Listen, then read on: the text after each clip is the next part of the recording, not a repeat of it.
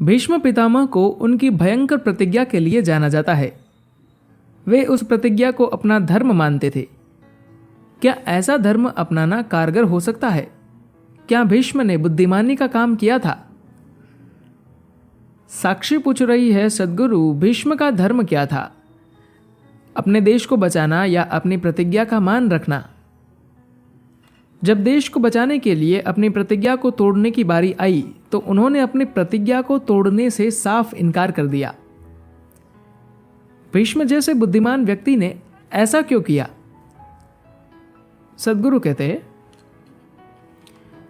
आप कह रहे हैं कि वह बुद्धिमान व्यक्ति है। मैं यह नहीं कहूंगा।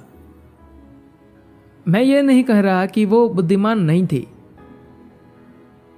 मैं सिर्फ खुद को इससे दूर कर रहा हूं।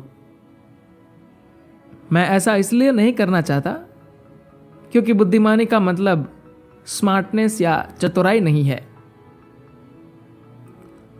लोग अपनी चतुराई से पैसे बना सकते हैं, अपनी जिंदगी को सुविधाजनक और आरामदेह बना सकते हैं, लेकिन यह बुद्धिमानी नहीं है। देखिए, आप मानते हैं कि दुनिया में रचयिता जैसी कोई चीज होती है क्योंकि आपने अपने आसपास एक जबरदस्त रचना देखी है। ऐसी रचना जिसके बारे में आप ये जान ही नहीं पाते कि उसकी गहराई क्या है। आपको तो ये भी नहीं पता कि वह कहां शुरू होती है और कहां खत्म होती है। एक नन्हा और छोटा सा ग्रह है, आप उसे भी पूरी गहराई से समझ नहीं पा रहे हैं और वह आपको हैरान करता है। तो वो बुद्धिमानी कैसी होगी?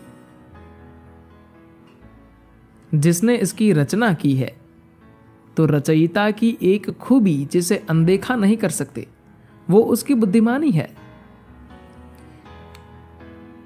हमें नहीं पता कि वह प्रेम करने वाला है या नहीं, हमें पता नहीं कि वह करुणामयी है या नहीं, हमें पता नहीं कि वह उदार है या नहीं, लेकिन हमें यह अच्छी तरह पता है कि वह जबरदस्त बुद्धिमान है ना? मैं केवल सवाल को ही दुरुस्त कर रहा हूं। मैं अभी भी उस सवाल का जवाब नहीं दे रहा हूं। जब आप बुद्धिमान की बात करते हैं तो क्या आप फूल को बनाने के पीछे छिपी बुद्धिमानी को देख पाते हैं? अगर आप अपना सारा दिमाग लगा दें तब भी आप एक ऐसा फूल नहीं बना सकते जो असली फूल की तरह सुगंध दे सके। इस सृष्टि के पीछे छिपी बुद्धिमानी लगातार हमें निहार रही है। लेकिन एक बात मुझे बेहद हैरान करती है कि दुनिया भर की किसी भी संस्कृति में कहीं किसी ने यह नहीं कहा कि ईश्वर बुद्धिमान है, क्योंकि लोगों ने ईश्वर की इस खूबी की अहमियत ही नहीं समझी और यह मानवता की सबसे बड़ी भूल रही है। हमें और ज्यादा प्रेम करने वाले लोग नहीं चाहिए, हमें और ज्यादा करुणामय और दयालु लोग नहीं चाहिए, हमें और ज्यादा उदार लोग नहीं चाहिए, हमें और ज्यादा शांतिमय लोग नहीं चाहिए, बल्कि हमें और ज्यादा समझदार लोग चाहिए। हमें बस इसी की जरूरत है ना? अगर हम बुद्धिमान शब्द के प्रयोग को समझे तो बुद्धिमानी का मतलब है एक खास तरह की समझदारी। क्या भीष्म सबसे बुद्धिमान इंसान थे? बेशक नहीं। अपनी थोड़ी बहुत बुद्धि के जरिए वे अपनी परम प्रकृति तक पहुंचने की कोशिश कर रहे हैं। यह उनकी बुद्धिमानी है।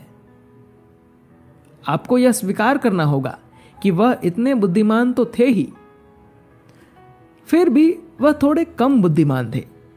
मैं कम बुद्धिमानी वाली बात इसलिए कह रहा हूं क्योंकि जो व्यक्ति अपनी प्रतिज्ञा से बंधा हुआ रहता है वह कम बुद्धिमान होता है। जो लोग नारों, ग्रंथों या शास्त्रों की कही बातों से बंधकर जीते हैं वे और भी कम बुद्धिमान होते हैं। अगर आप वाकई बुद्धिमान हैं तो आप अपनी चेतना से काम करेंगे। आप इस तरह के धर्म इसलिए तय करते हैं क्योंकि आप जानते हैं कि आप इतने बुद्धिमान नहीं है कि आप अपना जीवन बिना एक सीमा तय किए संभाल सके। आप जानते हैं कि अगर आप अपने लिए एक मार्ग निश्चित नहीं करेंगे तो आप हर हाल में डगमगाएंगे। उन्होंने अपने जीवन में यही बुद्धिमानी दिखाई। इसके लिए आपको उनकी तारीफ करनी होगी कि वह अपने तय किए हुए मार्ग पर टिके रहे। आपको उनकी निष्ठा की सराहना करनी होगी। निष्ठा की बात मैं मानता हूं, लेकिन बुद्धिमानी की बात नहीं। भीष्म जबरदस्त निष्ठा के प्रतीक है। आप किसी भी हद तक उन पर भरोसा कर सकते हैं। वह अपने वचनों से नहीं फिरेंगे, लेकिन बुद्धिमानी नहीं। तो फिर उन्होंने ऐसी प्रतिज्ञा क्यों ली? क्योंकि यह एक तरीका था जिससे वह अपनी जिंदगी को समझदारी पूर्ण बना सकते थे। अगर वह अपने लिए एक सीमा रेखा नहीं बनाते तो वह खो जाते।